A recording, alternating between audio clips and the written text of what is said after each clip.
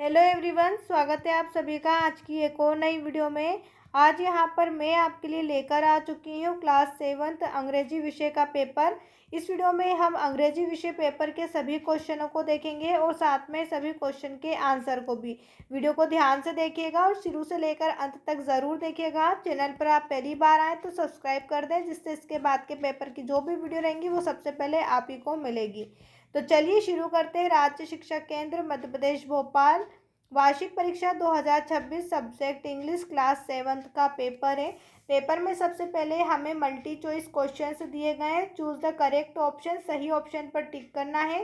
पहला क्वेश्चन यहाँ पर हमसे पूछा गया, the real name of Rani Lakshmibai.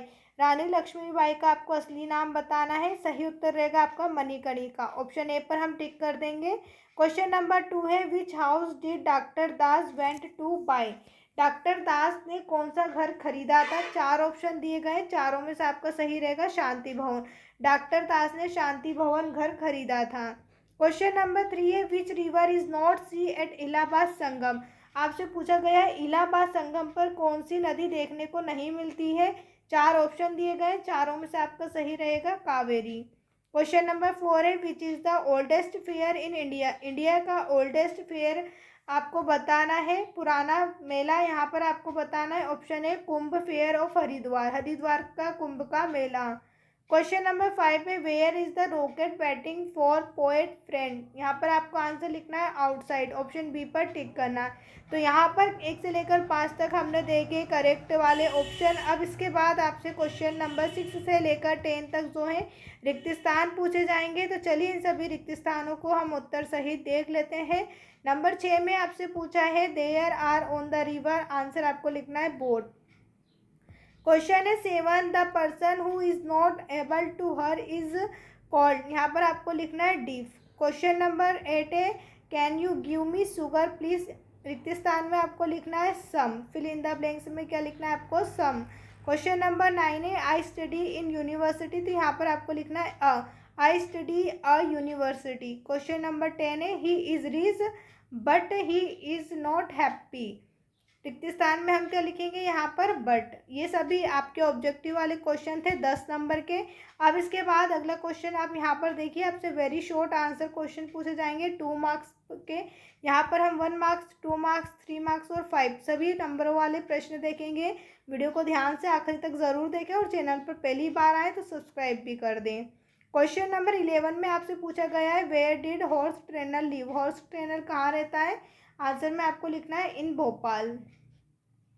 Question number 12 है, make two word with the help of the prefix dis. यहाँ पर आपको डिस शब्द का प्रयोग करके 2 नई मीनिंग बनाना है। यहाँ पर हमने मीनिंग बनाई डिसेबल और डिसएग्री।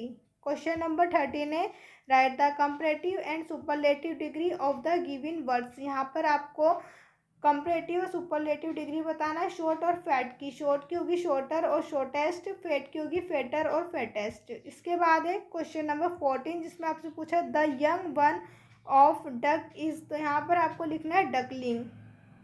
इसके बाद है question number 15, what does pussy have to protect her self from cold. Answer लिखना है the pussy has a warm soft and thick coat of fur perfect protect her self from the cold. इसके बाद है question number 16, जिसमें आपको यहाँ पर opposite word बताना है। क्वेश्चन नंबर 17 है, शॉर्ट आंसर टाइप क्वेश्चन है, जिसमें आपसे 3 मार्क्स वाले क्वेश्चन पूछे गए हैं। क्वेश्चन नंबर 17 है, why is Anita very excited today. Anita आज इतनी खुश क्यों है। Anita is very excited today to see Apu at her door. Question number 18 है, rearrange the words to make meaningful sentence. यहाँ पर आपको वर्ड्स दिए गए, इन वर्ड्स को आपको जमाना है और एक सेंटेंस बनाना है। तो यहाँ पर आप सबसे पहले क्या लिखेंगे द, उसके बाद आपको लिखना है वाटर, फिर आपको लिखना है ऑफ द रिवर। यहाँ पर इस प्रकार आपको पूरा सेंटेंस बनाना है।